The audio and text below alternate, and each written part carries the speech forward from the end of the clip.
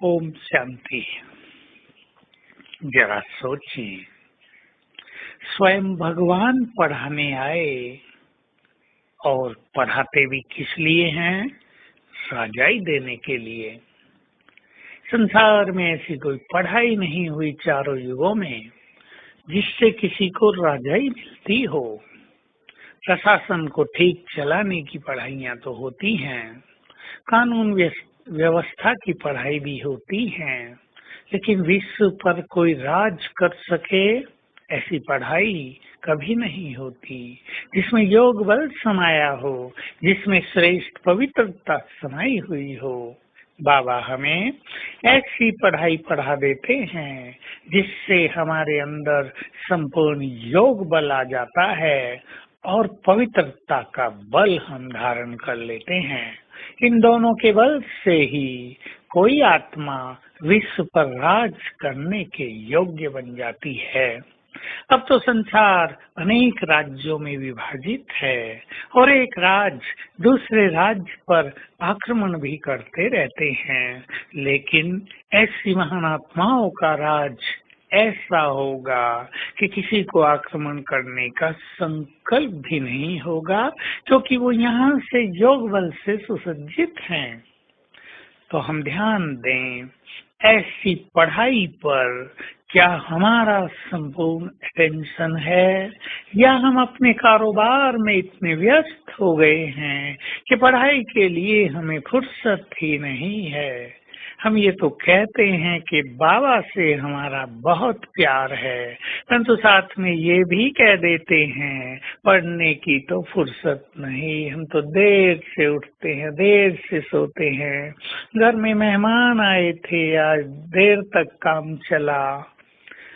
तो बाबा कहते हैं मेरे से यदि प्यार है तो उसका प्रत्यक्ष स्वरूप है मेरी पढ़ाई से प्यार।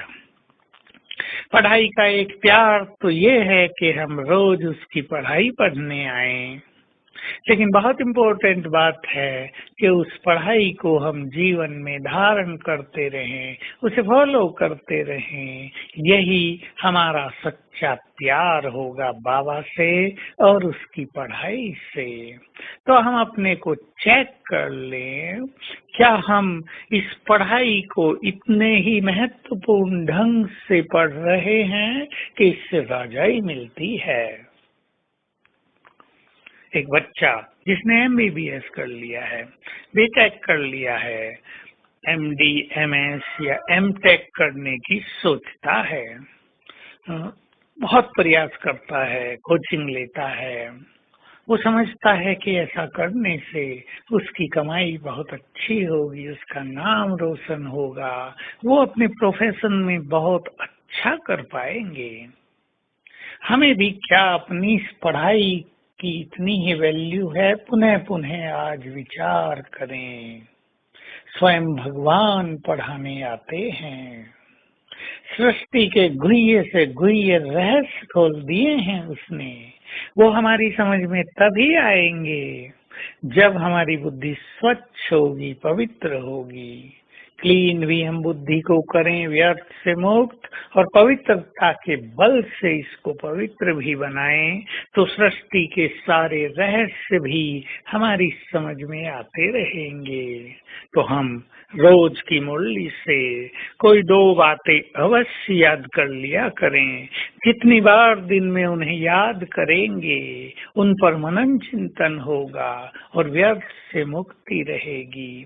चाहे कहीं उनको लिख के रख लें, स्लोगन वरदान लिख लें, जिससे हम बिल्कुल श्रेष्ठ स्थिति में रहें, चिंतन में रहें। क्योंकि बाबा की बातें तो बहुत गुह्य हैं, परंतु वो समय पर भूली रहती हैं।